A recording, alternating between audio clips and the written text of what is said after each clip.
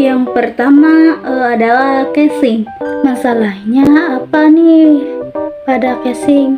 Oh, ternyata kotoran yang mengganggu fan dan komponen lainnya. Kemudian kabel di sudut yang mudah lepas. Terus di sini ada alat untuk pembersihannya. Paling kita nyari kuas atau mungkin kalau ada yang punya bisa pakai penyedot debu yang mini. Harddisk. Harddisk ini kan sebenarnya tempat penyimpanan tetap. Jadi semua data itu kesimpannya di harddisk. Caranya apa? Kita harus pasang fan buat kipas pendingin biar gak gampang panas. Apalagi harddisk yang digunakan benar-benar datanya banyak. Kemudian pengaturan kabel data. Nah, sisi softwarenya pertama kita bisa scan disk. Kemudian disk fragmenter. Terus ada pakai low level format, yaitu mengatur struktur atau tata letak file. Oke, kita lanjut ke namanya VGA card atau kartu VGA. VGA adalah untuk menghubungkan antara monitor dengan CPU.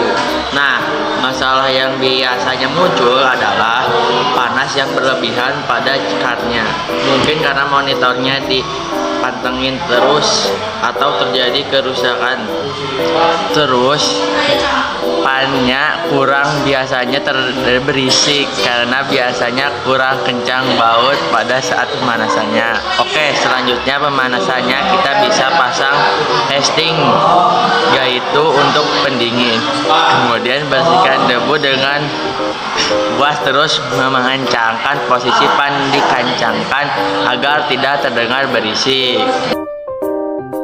Terakhir ini adalah RAM, karena untuk komponen-komponen yang lain perawatannya hampir sama. Jika kecil biasanya memang menggunakan kuas.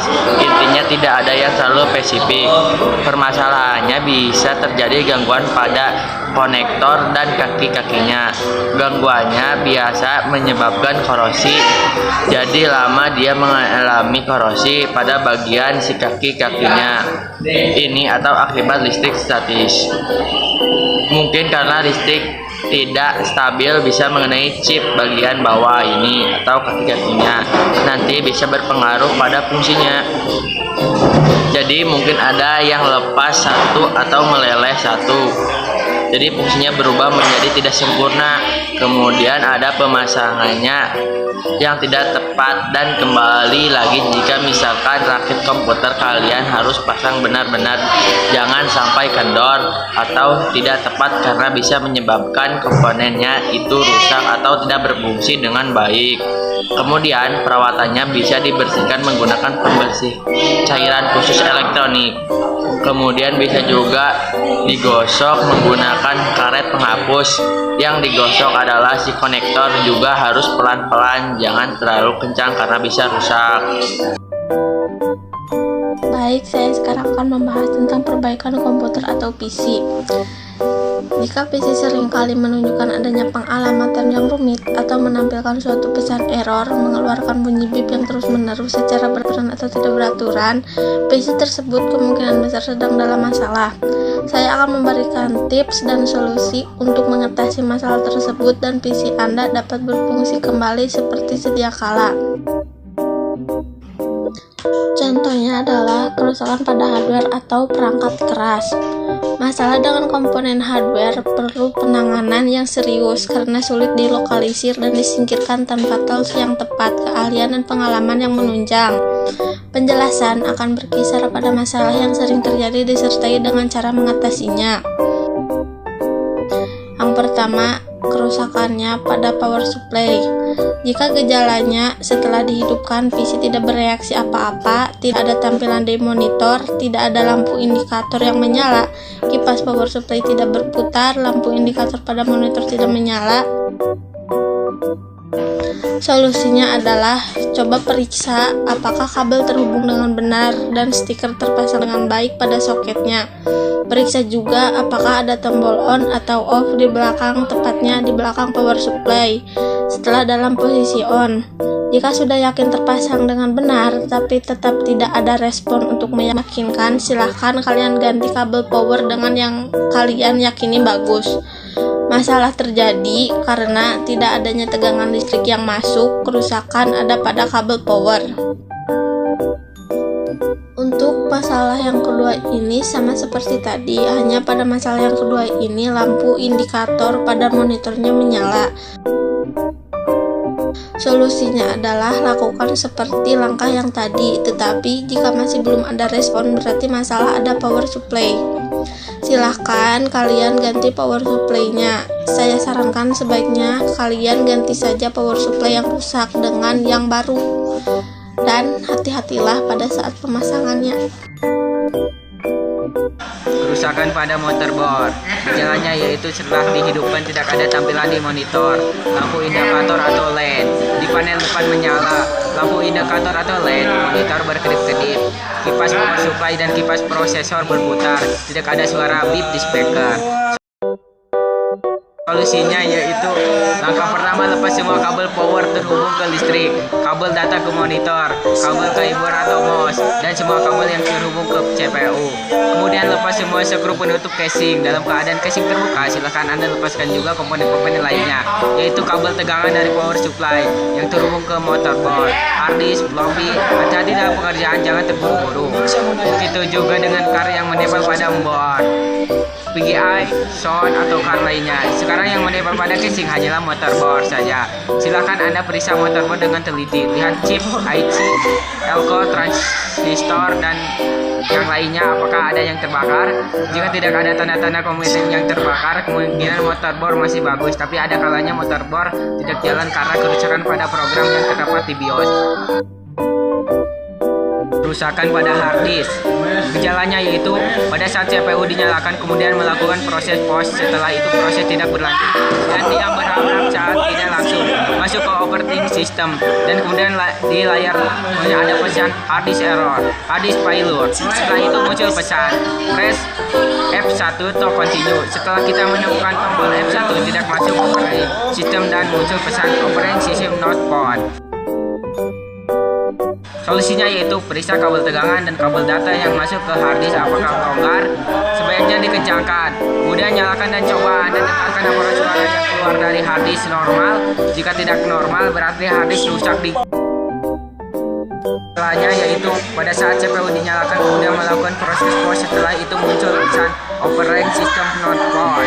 Solusinya yaitu ada kemungkinan operating system rusak, bisa diatasi dengan install ulang, atau jika OS Anda menggunakan Windows 200 XP ada fasilitas repairnya, atau ada kemungkinan juga hard disk Anda tidak terdeteksi dan lakukan langkah di atas. Gejala hard disk bad score. Solusinya yaitu ada beberapa faktor penyebab terjadi bad score, diantaranya tegangan listrik tidak stabil, sering terjadi aliran listrik secara mendadak setelah pemakaian tidak di shutdown. Pemakaian yang terlalu lama. Ada dua jenis bad score yaitu fisik dan software. Untuk mengatasinya ada beberapa cara, diantaranya menggunakan software untuk menghilangkan bad score. Selanjutnya, kerusakan pada CD, DVD, ROM, RW, dan floppy disk. Gejala. Jenis kerusakan yang biasanya ditemui adalah 1. Tidak terdeteksi di Windows. Solusinya adalah periksa kabel data dan kabel tegangan yang masuk ke CD floppy. Periksa di stop BIOS apakah sudah terdeteksi. Sebaiknya di sit out. Periksa apakah LED menyala. Jika tidak, kerusakan di kontrolernya. Gejala nomor 2 adalah tidak bisa keluar masuk CD. Biasanya terdapat pada mekanik motor atau karet motornya. Kerusakan yang biasanya terjadi nomor 3 adalah tidak bisa membaca, menulis, atau hanya bisa membaca saja.